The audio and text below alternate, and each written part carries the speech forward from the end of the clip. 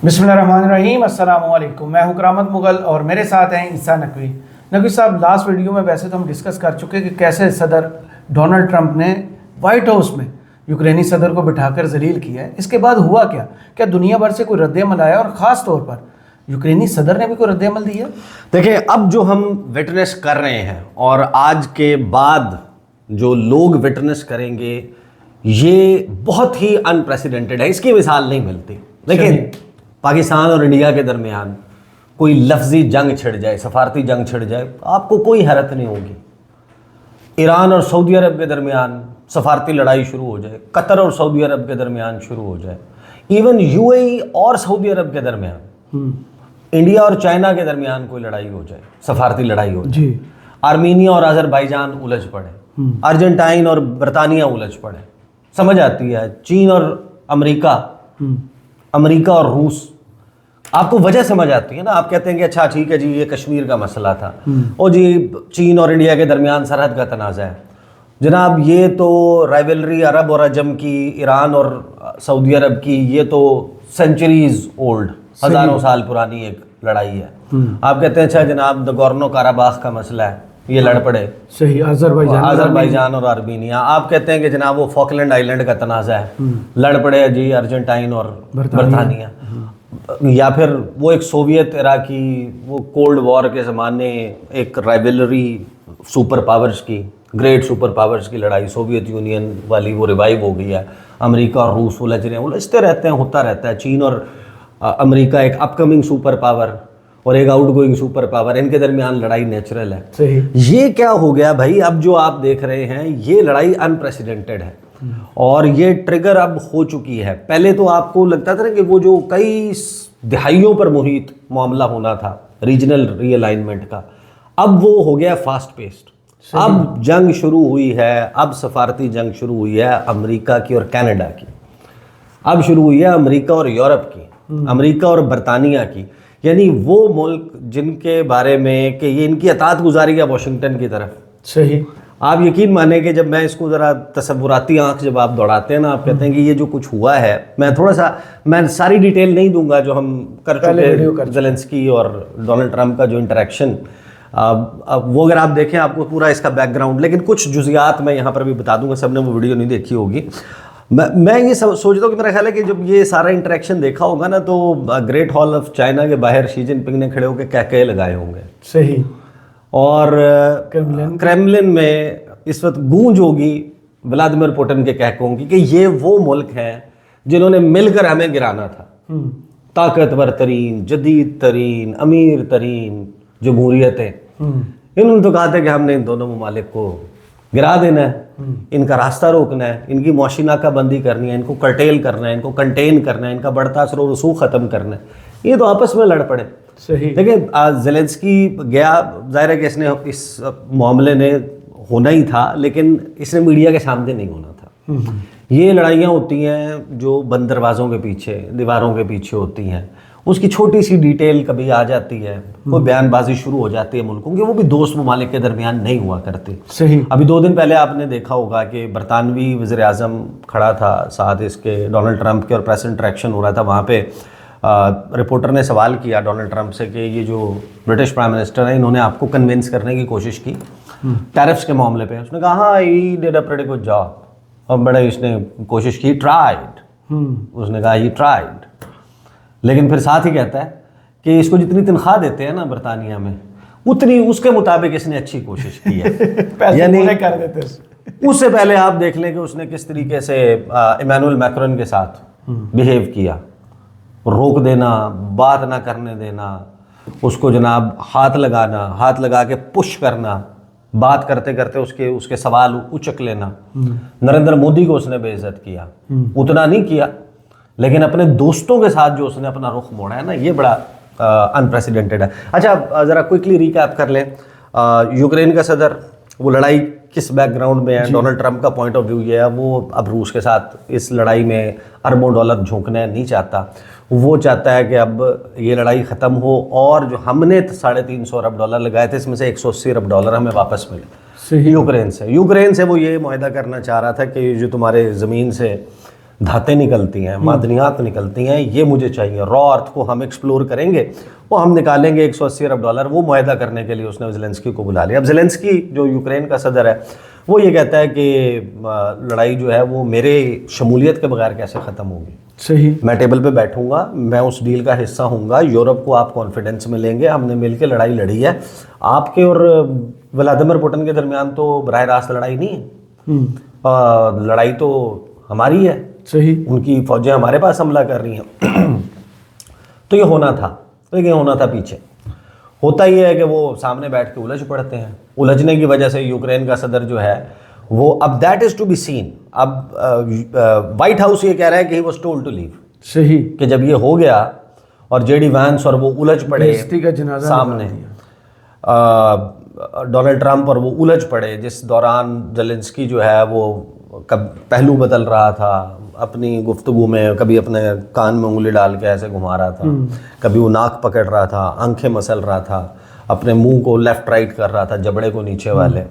जाहिर है उसके साथ हुआ तो बहुत। उसने एक पॉइंट पे ये भी कहा कि आपने मुझे ये करने के लिए बुलाया, is this what you have called me here for, ये उसने कहा। फिर उसका खाना जो है वो जिस तरीके से दोबारा पैक हो गए, लंच किसी ने हाथ भी नहीं लगाया, लंच मीटिंग भी नहीं हो सकी। उससे निकलने के बाद जो है वो, अब व्हाइट हाउस तो ये कह रहे हैं कि हमने उसे कहा कि आप चले जाएं अब। और अब जाहिर है कि ये भी तो क्वेश्चन है कि हो सकता है कि वो अपनी ह्यूमिलिएशन बर्दाश्त ना कर सका हो।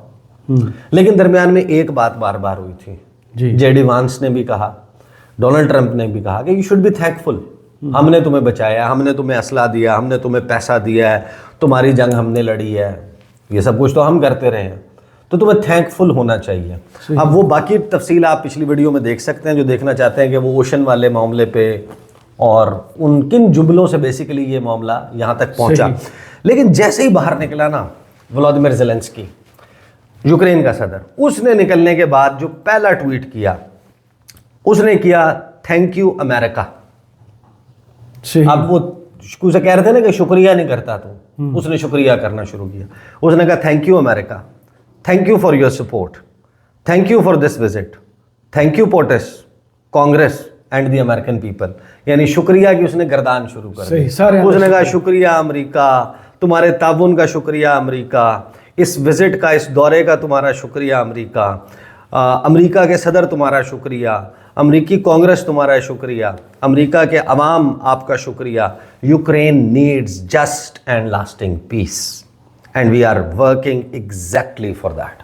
सही। अब ये ट्वीट जो है ये बड़ा मीनिंगफुल है कि वो क्या रहा है। लेकिन फिर आपको पता चलता है कि उसके बाद जो ट्वीट्स की बरसात शुरू हुई है। अच्छा, ट्वीट्स जो आए हैं ना, ये ट्वीट्स भी हैरान कुन है। अच्छा। हेनरी किसिंजर ने एक दफ़ा कहा था, उसका बड़ा मशहूर जुमला है कि अमेरिका की दुश्मनी जो है ना वो ख़तरनाक है। It's dangerous to be enemies with the United States of America. सही। But to be friends with the US और अमेरिका इज फेटल। मोहलिक, कातिल, तबाहकुन। यानी ये तो दुश्मनी तो सिर्फ खतरनाक है ना, जब आप हमारे दोस्त होते हैं तब भी हम आपको छोड़ते नहीं हैं। सही। तो अभी 40 साल में आप देखें ना कि यूरोप की, अमेरिका के जो दोस्त हैं उनकी तो कोई फॉरेन पॉलिसी है ही नहीं। फॉरेन पॉलिसी है वाशिंगटन की दुनिया के लिए। और ये सारे के सारे जो इनकी बैसाखियां हैं, जो इनके सपोर्टर्स हैं, जिनकी अतात गुजारी वाशिंगटन की तरफ है, ये तो कट कॉपी पेस्ट करते हैं उनकी पॉलिसी को। बहुत कम ऐसा है कि जो अमेरिका के इत्तेहादी हैं उनकी आपस में कोई बहुत बड़ी लड़ाइयाँ हों। सही। वो होती हैं छोटी मोटी, अमेरिका उनको समझा समझू देता है। तो इनकी तो 40 साल से फॉरेन पॉलिसी कोई नहीं थी।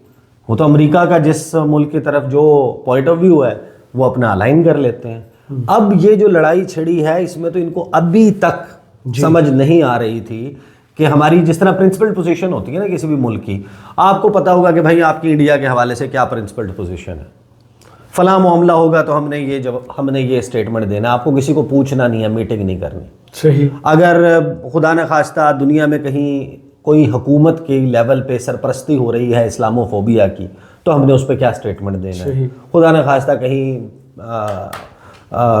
आखिरी नबी की शान में गुस्ताखी हो रही है और उसकी हुकूमत उसकी सरपरस्ती कर रही है, तो आपने क्या पोजीशन लेनी है? अगर कुरान की बेहुरमती का वाक़या हो रहा है और उसको वहाँ की हुकूमत सपोर्ट कर रही है, उसके ताउन से हो रहा है, तो आपने क्या पोजीशन लेनी है? आपको पता है इसराइल के मामले पे फलां फलां, और यूरोप को ये पता ही नहीं है कि अगर हमें अमेरिका का सदर पड़ जाएगा तो हमने क्या करना है। सही। कोई जवाब तो होना चाहिए ना आपके पास, आपको पता तो हो कि भाई अगर फलां से लड़ाई हुई तो हमारी क्या पोजीशन है, फलां से इस लेवल की हुई, कोई हमारे मुतल्लिक इस किस्म की स्टेटमेंट देता है। यहाँ पर तो उन्होंने गिरबान पकड़ा हुआ है अमेरिका ने, एलॉन मस्क ने, जर्मनी से लेके तकरीबन तमाम ममालिक। जेडी वैंस अभी जब गया था म्यूनिख सिक्योरिटी कॉन्फ्रेंस में, पूरा यूरोप बैठा हुआ था सामने, सारे नेटो एलाइज बैठे हुए थे। सही। उसने उनके साथ क्या किया था? वो बरतानवी वज़ीर आज़म को क्या कह रहे हैं, मेरा ख्याल है वो एक इटली की जो प्राइम मिनिस्टर है ना, उसको छोड़ के बाकी उन्होंने सारे इत्तेहादियों को रगड़ा लगा दिया, किसी को नहीं छोड़ा, सबको उन्होंने टेक ऑन किया। अब व्लादिमीर ज़ेलेंस्की जैसे ये ट्वीट करता है ना, उसके बाद जो हो रहा है ये भी हमने पहले कभी नहीं देखा। अच्छा। अब देखें, बड़े ही डिप्लोमेटिक अंदाज में ट्वीट्स आना शुरू होते हैं और व्लादिमीर ज़ेलेंस्की सबको one by one coat tweet करते हुए thank you for your support, thank you for your support. अब वो उसको शुक्रिया करने की आदत अलबत्ता डाल दी है। Donald Tusk, dear Zelensky, at Zelensky, वो जो उसका ट्विटर हैंडल है उसको कोट करते हुए, dear Ukrainian friends, you are not alone, आप अकेले नहीं हैं। कौन है जी? Polish prime minister, prime minister of Poland. यानी जब अमेरिका ने एक पोजीशन ली है वोलोदिमीर ज़ेलेंस्की और यूक्रेन के हवाले से, उसको डिफाई किया है सबसे पहले पोलैंड ने। सही। अब पोलैंड अगेन सरहद मिलती है, यहीं से वो सब कुछ जा रहा था। अच्छा, फिर इसका पोलिश प्राइम मिनिस्टर का लोगों ने मजाक भी उड़ाया। अच्छा। उन्होंने कहा कि सपोर्ट तू करेगा, भेजेगा अपनी फौज, ट्रूप्स भेजेगा ग्राउंड पर, अमेरिका की जगह कोई ले सकता है? सपोर्ट जिसकी असल में चाहिए वो अब्बू जी अमेरिका उसकी सपोर्ट चाहिए ना, तुम्हारी सपोर्ट का क्या। लेकिन बहरहाल इसने शुक्रिया अदा किया, but now the world is, आप देखेंगे कि इसमें बड़ी तब्दीली आ रही है और जितनी फास्ट पेस्ड है ये हैरान कुन है।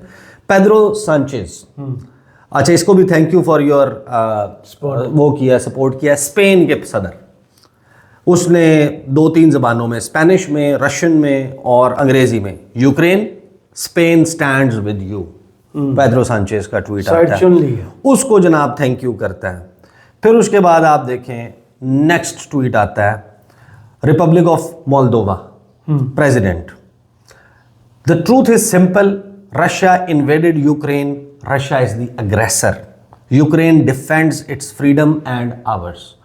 ये बाय करते हैं, यानी कि मोल्दोवा हो गया, हंगरी है, पोलैंड है, ये जो बॉर्डर करते हैं बाल्टिक रीजन में, यूरोपियन, वो ईस्ट यूरोप जो सारे, रोमानिया है, बाकी हैं, ये इस कहानी को बाय करते हैं कि व्लादिमीर पुतिन, रूस का सदर, सोवियत यूनियन की री इंस्टेटमेंट पे काम कर रहा है। सही। कि माजी में जो सोवियत यूनियन था, यूएसएसआर था, उसकी जितने रूल था उसको रिवाइव किया जाए, जो ममालिक उससे आज़ादी हासिल कर चुके, नई स्टेट्स बन चुकी, इनको वापस रिकैप्चर करना है। तो ये तो मोल्दोवा तो कह रहा है कि भाई, कि सच्चाई बिल्कुल सादा है, रूस ने यूक्रेन पे हमला किया, इन्वेड किया, रशिया इसमें अग्रेसर है। सही। यूक्रेन अपनी आज़ादी का तहफ़्फ़ुज़ कर रहा है, दिफा कर रहा है, और हमारी आज़ादी का भी, हम यूक्रेन के साथ खड़े हैं। अब यहाँ पर देखें, मामला ये है कि जिस तरीके से अब ये स्टेटमेंट्स आना शुरू हुई है ना, वहाँ पर अमरीकी सदर का पॉइंट ऑफ व्यू ये था, जब उससे सवाल हुआ कि तुम किसके साथ खड़े हो, ठीक है बाकी सारी चीज़ें छोड़ो, ये बताओ कि तुम यूक्रेन के साथ हो, तुम ज़ेलेंस्की के साथ हो, या तुम साथ हो व्लादिमीर पुतिन के। उसने कहा कि भाई मेरी ये पोजीशन नहीं है इस वक्त कि मैं आर्बिट्रेटर हूँ, मैं सालसी का काम कर रहा हूँ, मैंने इनके दरमियान जंगबंदी करवानी है। जंगबंदी करवाने के लिए मैं अगर किसी के साथ होऊंगा तो फिर मैं जंगबंदी कैसे, मैं आर्बिट्रेटर कैसे हो सकता हूँ? सालसी तो वो करेगा जो न्यूट्रल हो जाए, तो मुझे यहाँ पे साइड्स पिक नहीं करनी, मुझे अब इसको ख़त्म करवाना है। अमेरिका ये पोजीशन ले रहा है, उसके इत्तेहादी कहते हैं कि नहीं, अमेरिका कहता है कि भाई मैं तो सात समंदर में महावरतन पार बैठा हुआ हूँ, मेरे आगे तो इतना बड़ा ओशन है, रूस ने हमला तुम्हारे पे किया हुआ है, तुम रूस को पैसे देते हो, जो चीज़ें खरीदते हो, गैस तुम मुझसे खरीदते हो, तेल तुम मुझसे खरीदते हो, गंदम तुम मुझसे खरीदते हो, बाकी चीज़ें उनसे बाय करते हो, वो उसके एवज पैसे मिलते हैं। व्लादिमीर पुतिन उन पैसों से हथियार बनाता है, हथियार बना के तुम्हारे पे हमला करता है। जब तुम्हारे पे हमला हो जाता है तुम कहते हो कि हमें बचाओ, बचाने के लिए पैसे हम लगाएं और लुटाओ तुम व्लादिमीर पुतिन पे। सही। अब मैंने इसको ख़त्म करना है, ख़त्म करने के लिए मुझे न्यूट्रल होना पड़ेगा। उसे ये सवाल हुआ था, उसने कहा भाई ये कैसे हो सकता है कि मैं व्लादिमीर पुतिन को कहूँ वो इतना बुरा है, वो ऐसा है, वो वैसा है, मैं टफ बन के दिखाऊँ, मैं उससे नफरत का इजहार करूँ और फिर मैं उसको फ़ोन करके कहूँ आओ व्लादिमीर पुतिन डील कर लेते हैं, एग्रीमेंट कर लेते हैं। एग्रीमेंट तो ऐसे नहीं होता। अब he also has a point, लेकिन अब यूक्रेनियन मामले के ऊपर साइड लेना शुरू कर दिया यूरोप ने। मोल्दोवा के बाद आ जाएं, अगला ट्वीट आता है, Ukraine you will never walk alone, president of the Republic of Lithuania. अब यानी ये वो ममालिक हैं जिनके बारे में जहन के किसी आखिरी गोशे में भी ये शायबा नहीं आता था कि अमेरिका के ख़िलाफ़ किसी और मुल्क से इस तरह इज़हार यकजहती कर सकते हैं। वो की थी ना, जायर बोल्सोनारो ने जाके व्लादिमीर पुतिन के साथ क्रेमलिन में हाथ मिलाया था ना, इधर वाले 2022। इमरान खान ने भी जाके किया था ना। उन दोनों के साथ अमेरिका ने क्या किया आपको पता है कि इसकी तो कॉस्ट है। अच्छा, फिर आगे चलें, अगला मैसेज आता है, we stand with Ukraine and on the side of the free world. The message is from the civic democratic party check Republic, prime minister of check Republic का मैसेज आता है। फिर आगे आप चलते हैं, ये मैसेजेस जो हैं ये अनप्रेसिडेंटेड है, ये नहीं हुआ कभी, इसके ऊपर कह लग रहे होंगे इस वक्त। अगला आता है जो मैसेज है वो प्रेसिडेंट ऑफ द चेक रिपब्लिक, प्राइम मिनिस्टर का अलहदा, प्रेसिडेंट का अलहदा। We stand with Ukraine more than ever, time for Europe to step up its effort. वक्त आ गया कि अब यूरोप अपने एफर्ट्स को बढ़ाए। अच्छा, मैं आपको एक बात और बता दूं, मुझे ये लगता है, यानी कि ये अंदाज़ा है कि इस तमाम मामले का जो नतीजा है ना एंड गेम, उसके नतीजे में या तो अमेरिका जो है वो टर्न अराउंड करेगा और वो जो प्रोसेस है ना दुनिया में एक मल्टीपोलर वर्ल्ड जिसमें बहुत सारी पावर्स एग्जिस्ट कर रही होंगी, सुपर पावर्स होंगी और अपने अपने मसल्स फ्लैक्स कर रही होंगी, या तो ये फ़ौरन हो जाएगा, अमेरिका का धड़न तख्ता हो जाएगा, या फिर अगर डोनाल्ड ट्रंप ने इन सब को अपने ज़ेरे दाम कर लिया, यूरोप को और इन तमाम इत्तेहादियों को जिस पे वो टैरिफ की बात कर रहा है, हाँ, तो फिर अमेरिका जो है वो डोनाल्ड ट्रंप की हद तक उस वक्त तक अनस्टॉपेबल हो जाएगा। फिर वो आपको शुभदे देखने को मिलेंगे ना जिनकी माजी में मिसाल नहीं मिलती। अच्छा जी, अगला मैसेज आता है, we stand by Ukraine in their fair struggle for just and lasting peace. किससे आता है जनाब? Norwegian Labour Party, prime minister, leader of the Norway उनके साथ खड़ा हो गया है। फिर आगे आप देखते हैं, nobody wants peace more than the Ukrainians do. Therefore, we are working on a common path to a lasting and just peace. Ukraine can rely on Germany and on Europe. Olaf Scholz, German chancellor. अभी वो कहता है कि जनाब कोई Ukrainian के अलावा ऐसा नहीं है जो अमन का ज़्यादा ख्वाह हो। हम उसके ऊपर काम कर रहे हैं, एक कॉमन पाथ पर हम चल रहे हैं, हमें लास्टिंग और जस्ट पीस चाहिए। यूक्रेन इस मामले में जर्मनी पर रिलाई कर सकता है, एतबार कर सकता है और यूरोप के ऊपर एतबार कर सकता है।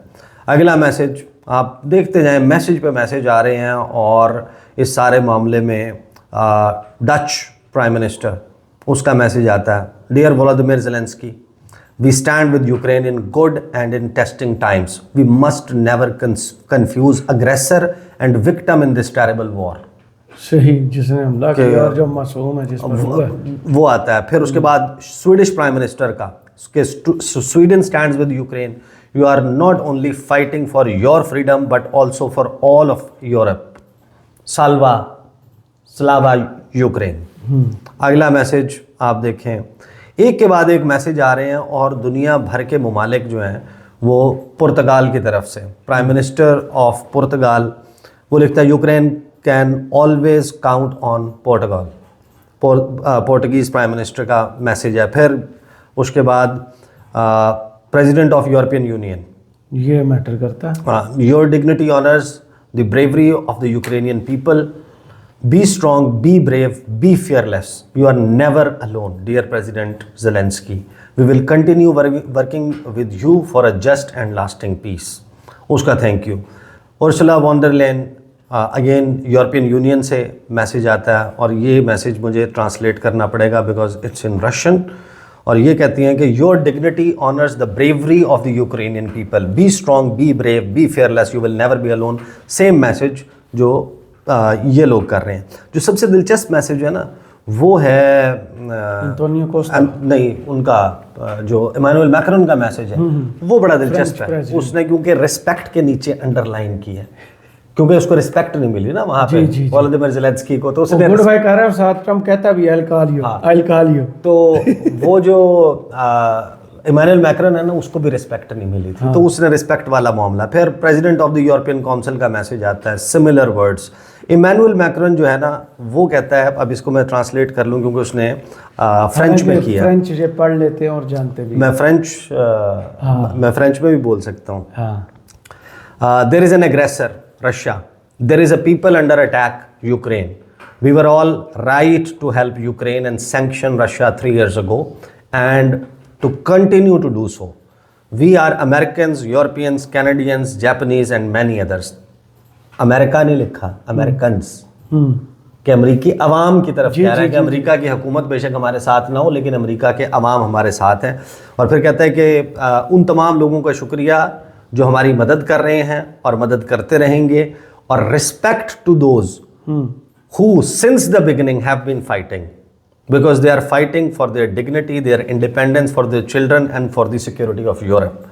इसको भी थैंक यू किया है। फिर उसके बाद खैर मैं मैसेजेस पढ़ता जाऊँ। नेम अ कंट्री, तमाम नेटो के ममालिक हैं सारे, इन्होंने यूक्रेन के इन्होंने किया। जस्टिन ट्रूडो का मैसेज आया है, Russia illegally and unjustifiably invaded Ukraine for 3 years now. Ukrainians have fought with courage and resilience. Their fight for democracy, freedom and sovereignty is a fight that matters to us all. Canada will continue to stand with Ukraine and Ukrainians in achieving a just and lasting peace. तो practically इस वक्त America के जितने major तमाम इत्तेहादी हैं, NATO इत्तेहादी, उसके जो European इत्तेहादी हैं, सवाए मैंने इसके इटली के शायद तकरीबन तमाम ममालिक हैं जिन्होंने अब अमेरिका को कॉल आउट किया। तो इससे फ्रैंकली स्पीकिंग एक ऐसी सफारती जंग है, एक ऐसी सफारती लड़ाई शुरू हुई है जो अनप्रेसिडेंटेड है, क्योंकि दोस्तों के दरमियान ये सारे दोस्त हैं, दोस्तों के दरमियान होते हैं, जो दोस्त ममालिक हैं उनके दरमियान बहुत इश्यूज होते हैं, हीट अप भी हो जाती हैं चीज़ें। आपको याद नहीं कि चाइना और पाकिस्तान का कितना बेहतरीन ताल्लुक है। इसाक डार ने खड़े होके स्टूपिड सी बात कर दी थी कि मैं वहाँ पे खड़ा था, चीनी सफ़ीर बताएंगे, सदर शी जिनपिंग ने कहा कि दुनिया भर में हमारी चीनियों की जान को लेके पॉलिसी ऐसी है, तो पाकिस्तान के हवाले से वो तो उसने आके करेक्ट किया जी, हर जगह जान कीमती है। तो वहाँ पे जो है वो ज़ाहिर है कि चीन और पाकिस्तान पब्लिकली नहीं आते। पब्लिकली बहुत कम ऐसी स्टेटमेंट्स हैं जिसमें चाइना ने मुश्किल ज़्यादा से ज़्यादा बात की, ये कहा है कि आप अपना हाउस एंड ऑर्डर कर लें, यानी कि अपने यहाँ सियासी इस्तेहकाम ले आएँ, अपने यहाँ कोई वो बेहतर कर लें, लेकिन एक्सचेंज नहीं होता।